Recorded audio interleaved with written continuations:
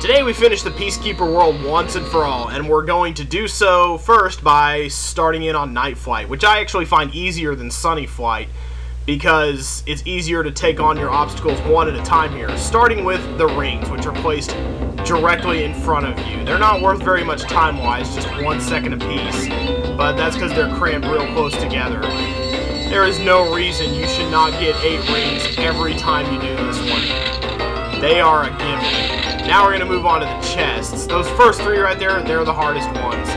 From here, they're spaced out a little better. You can make your jerking up and down flight.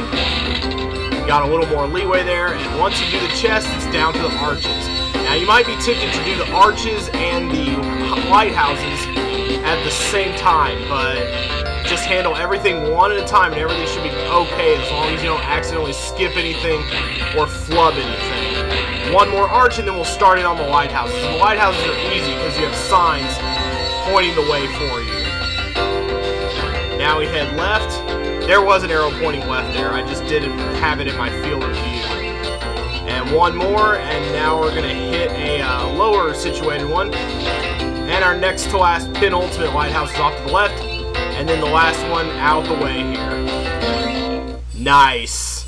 He didn't make his epic flight like he usually does. I guess it's because he ran into the lighthouse. Couldn't really situate the camera around that with it freeze framing like that. But whatever, we've got all 300 of our gems, and that was a simple one. A new record! No, we're not going to try again. We don't have time for time attacks. We have somebody else we need to go attack, and that is Dr. Shemp. 2700, nice. And Dr. Shemp is, of course, right across the way. So we're going to head over there, and he's a little bit more difficult than Toasty. He actually puts up a reasonable fight. So Dr. Shemp ain't going to be a gimme like Toasty was.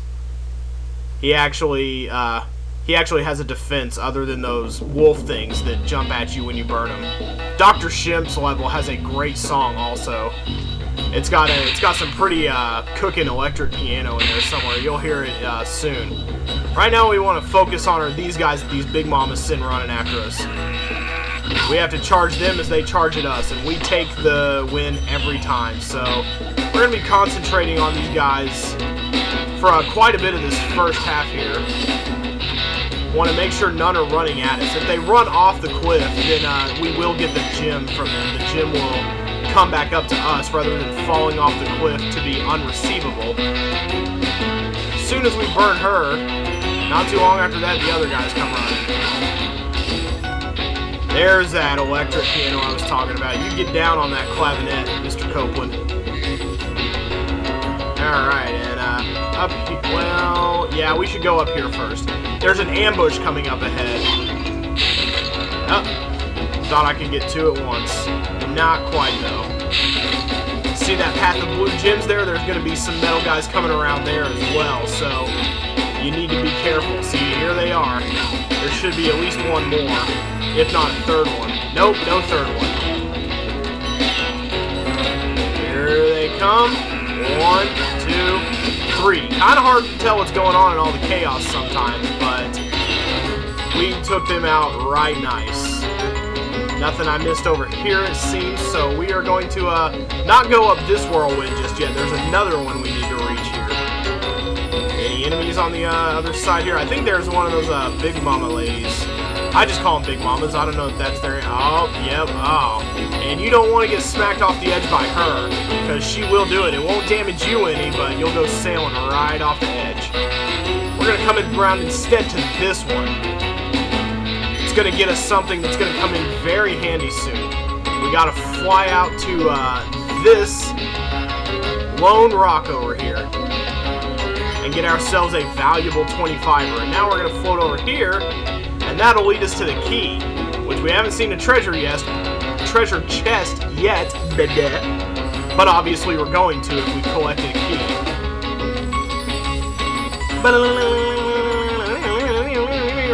Rocking out, wee wow.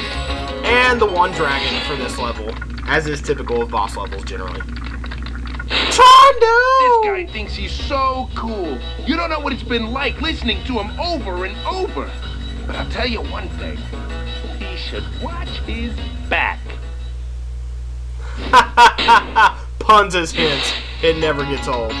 Where'd you go, Spyro? There's Dr. Shemp up there with the cool John Lennon sunglasses, all thinking he's a badass. Well, no, not quite. Nothing around the way here, I don't think. So, here is his pattern of attack. He's going to, probably... Let's see. Yes, he will try to run up and hit you with the stick. And when he's running back to his, far end of the ring there, that's when you get him. Holy moly. Boy, he wasted no time there. But he's got metal on the front, so there's no getting him that way, so we have to get his vulnerable hinder side. Now we run over here, and now he's going to have a different pattern of attack. Let's see what he does. He does this little thing. Okay, he does the swing around thing. He's going to do the mess around. Get him on the swing back. Otherwise, he'll just smack you once really quick and hard. That's one of the hardest ones, I think, to figure out. That's probably his hardest pattern, in my estimation, to figure out. Now he's going to do a sort of spin around thing. So you watch him bring his stick all the way around. He's going to bring it in kind of a spiral. Well, there we go. So now you see how you're going to have to get him. I like his little taunt things, like the finger across the neck and that little gun pow-pow thing he did. Dr. Shemp is the master of pantomime trash talk, truly. Are you kidding me?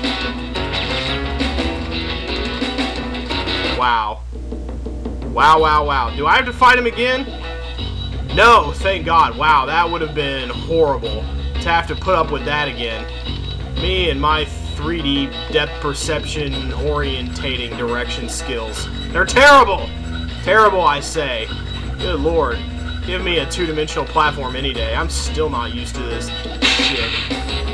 Even 13 years on. That's how old this game is. 13 years old. Well, probably not quite. I imagine it came out later in 98 in January. Although, who's to say? I don't know. We don't want to return home just yet. Man, I'm really glad I did not have to fight Dr. Shemp again. That would have just been embarrassing. And would have involved editing, surely. A single 25, but that's going to put us very near the 300 we need to beat this level fully. Oh god, I'm so glad I made that drop correctly. And here we have a twofer, which means she is going to give us a blue one. That's it. And that's it for the Peacekeeper world. So we're going to fly off into the sunset. Goodbye, cruel Peacekeeper world. And goodbye, Dr. Shemp. Nuts to you and your funky, distracting platforms. 3,000 gems on the nose. Quite excellent. So let's make our way around now to the Magic Crafter world. The balloonist is going to be right across the way here. Oh, I sense death coming. Ah. Did I get all three of them? There's a guy in a tent cowering somewhere in there. Not there. Ah. You show your brown eye to me, you're going to get rotisserie fried. Here we go. And now let's talk to Gosnell, the balloonist. I guess the requirement for this balloon was finding so many gems. I'll try to go to the balloonist first when I'm in the hub world to see what requirement we need to get on to the next. I am totally ready to go to the Magic Crafter Kingdom. So, let's go in the balloon. The loading screen disguised as a hot air balloon ride. That is one thing I have noticed about this game. It's very good at disguising its loading screens. Like, most games just like had a bar or some kind of animation to make you wait for loading times and stuff, but Spyro did a very good job of covering that kind of stuff up, and it's on that observation, on that note, that we're going to end our video today. We are pretty safe right here on this platform, but here we are in the soft, gentle pastels of the Magic Crafter Kingdom. I'm feeling pretty tired too, Spyro, so we're going to take off here for today. Tomorrow, explore this hub world and see just how much harder things have gotten in a hurry. And also how much softer and liltier the dragon's voices get, because there's a lot of very fey, effeminate dragons around here. I shall have to restrain myself from saying terrible things about them, because their voices really are a bit much to take. It's like, imagine a whole world full of Charles Nelson Riley dragons.